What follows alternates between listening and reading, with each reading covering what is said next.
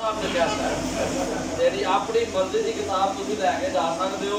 और याद रखना है, मैं दिलों कह रहा हूँ, जिंदगी का सब तो बड़ा जो तोहफा किताब है। किताब तो अगे कोई गल नहीं, लेकिन जो किताब की अहमियत नहीं समझता तो लिखारी की अहमियत नहीं समझता तो फिर समझो दुनिया च आए कोई।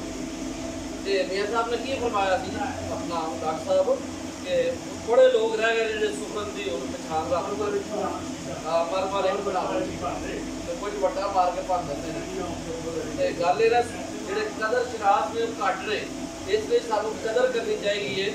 और सब तो वड्डी गल है तुम एक गल को पल्ले बन लो कि पंजाबी की हर तकरीब किसी सूफी के नाल वबस्ता है।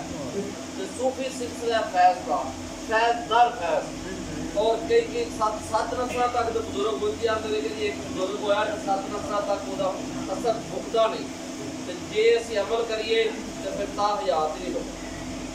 तो गल इस तरह कि यह अमल की गल है। मौला शाह कॉन्फ्रेंस हो रही है और वो आप जनाब डॉक्टर मियाँ जफर महमूद साहब ने यह सारे बेली मुख्तलिफ इलाकों तो आए हैं। गल को असीं अगला बढ़ावांगे। पंजाबी मामूली की गल है, मुख्तसर के टाइम वास्ते मुहम्मद रवीद कलंदरी साहब मामूली पंजाबी नज़र पेश कर